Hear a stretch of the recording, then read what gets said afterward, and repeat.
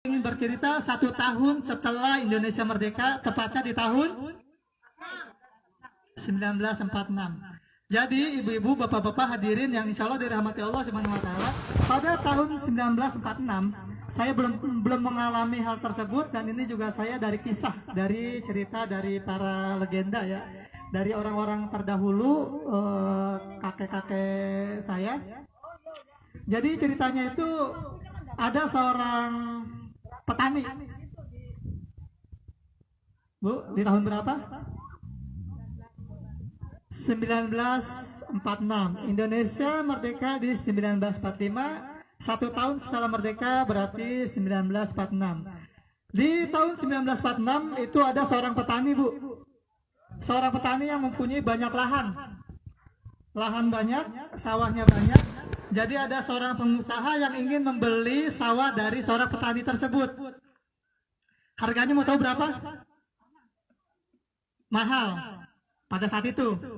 Tapi saya sebutkan nominalnya. Waktu itu dihargai, dari jumlah yang ada dari tanah petani itu dihargai 500.000, Bu.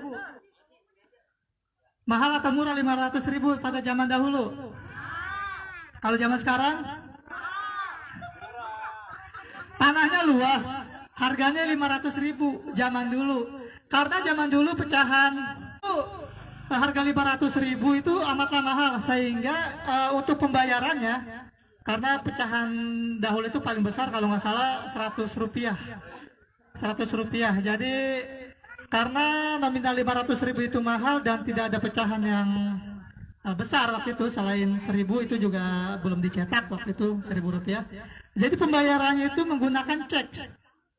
Pernah dengar orang-orang kaya membayar bisnisnya menggunakan cek, ataupun anak-anak orang kaya menerima uangnya dengan cara cek? Pernah dengar ya? Jadi dengan cek itu senilai 500.000. Karena seorang petani ini khawatir ini adalah harta yang banyak, harta yang besar. Jadi dikubur, bahkan tidak diberitahu kepada istri dan anak-anaknya. Nah, selama cek itu dikubur tidak ada yang tahu.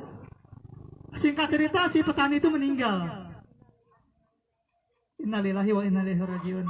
Karena meninggal, jadi tidak ada yang tahu dan terkubur secara rahasia. Jadi ya, dia punya orang tua, maksudnya anaknya nih ya, terus punya cucu. Itu belum ada yang tahu.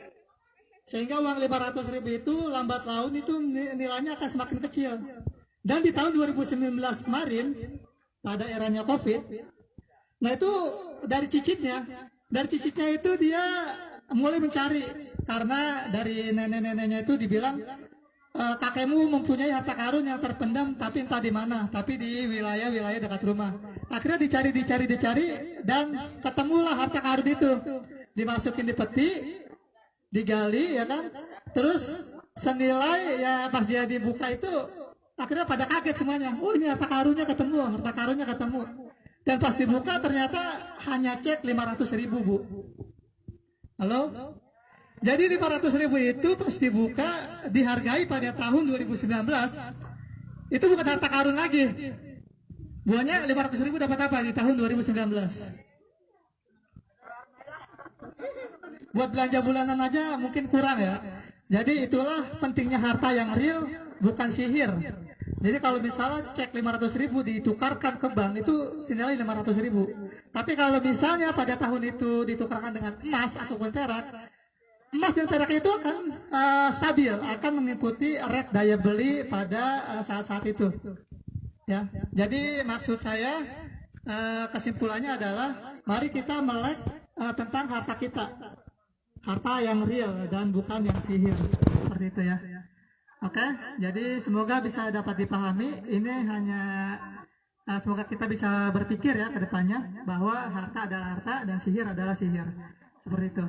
Ya, mungkin itu saja sedikit, dan insya Allah di pasar-pasar berikutnya akan ada informasi-informasi yang sedikit, dan harapannya kita semoga bisa memahami bersama.